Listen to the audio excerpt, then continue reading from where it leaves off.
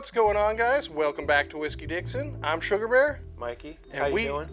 Doing good, real good. We're reviewing Knob Creek Quarter Oak Kentucky Straight Bourbon Whiskey. This is the first knob we've had on here, haven't we? It is our first knob. I'm a fan of the knob. I am too, actually. I forget about them for some reason, but yeah, they're great. Just another really good series of whiskeys from Jim Beam, and it's kind of more like their premium series, I would say, because they all come in at least 100 proof. Like, all Knob Creek comes in at 100 proof minimum. This one in particular, yeah, also 100 proof. This one is finished, or not finished, so they age part of the Knob Creek in quarter casks, which, as its name suggests, are casks a quarter the size of a regular cask. This is the first time I've seen this with an American whiskey, but there's a lot of Scotch distilleries that have been doing it for a long time, because back before they were even getting bourbon casks, they had really small oak casks so they could strap them to horses, because that was the only way to like move whiskey barrels around. Yeah, because they didn't have roads or anything. Like, so that would, quarter cask, that's like a quarter size of this? Exactly. So this is like a standard bourbon cask. This is 55 gallons, so a quarter of that. You know. Math, I don't know. 15. This isn't a math show. Go learn about math somewhere else. 1375, I don't know. Yeah, it's some very specific number, I would imagine. Comes in around $50. It's kind of like a newer release from Knob Creek. Yeah, like I was saying, there's a lot of Scotch distilleries. Like Lafroig is really known for their quarter cask.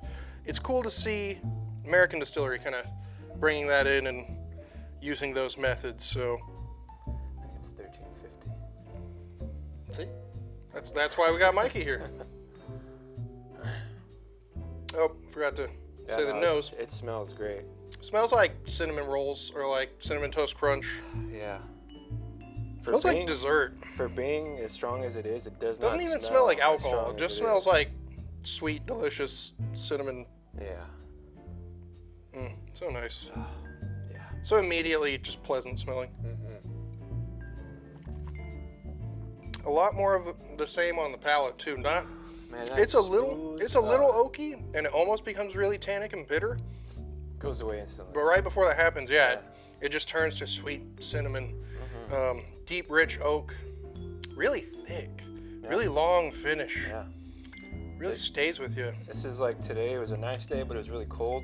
This was perfect for it. You know, just like one little sip, and it's like you're warm. Immediately, like so comforting and delicious. No, this is like good winter. This is just whiskey. Great bourbon. Like I'm starting to realize that if you spend a little bit more money on bourbons, you can get some like really good stuff. Actually, like the $50 range, there's some awesome bourbons, and this is pretty much spot on for the money. I'd say it tastes like a $50, if not a more expensive one. So yeah, for not being a bourbon guy, this is great. This is exactly the kind of bourbon I like.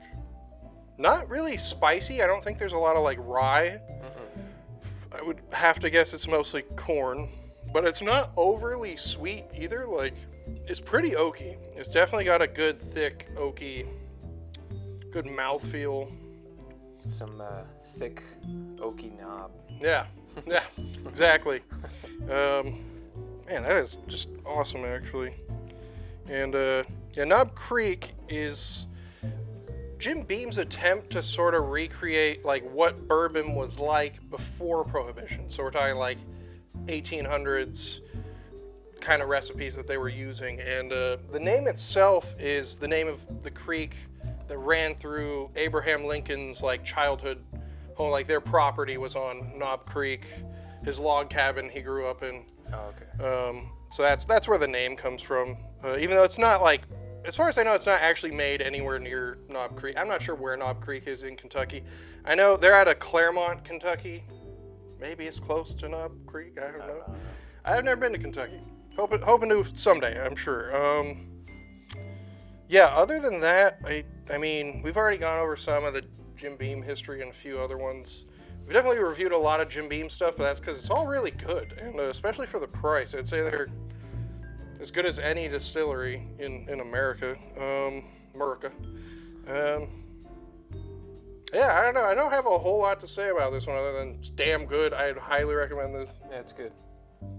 I'll definitely keep it in my bar. It reminded me of like how good Knob Creek. Like I forgot about Knob Creek for a second, and I was like, oh. And now I've been buying more Knob Creek stuff just because of this release. So, yeah, highly recommend. Well, I guess that about wraps it up. So, I'm sure. Getting ahead of myself.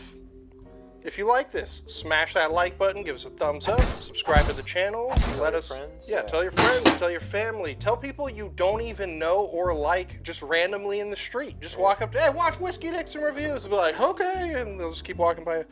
And please give us requests for what you guys want to see. Yeah, let us know what other stuff. I know we haven't been reviewing a whole lot of bourbon lately, so we're trying to turn that around right now. We're gonna start pumping out more bourbon reviews. And I'm Sugarbear. Mikey. We are Whiskey Dixon, and until next time, cheers, keep on drinking. Responsibly.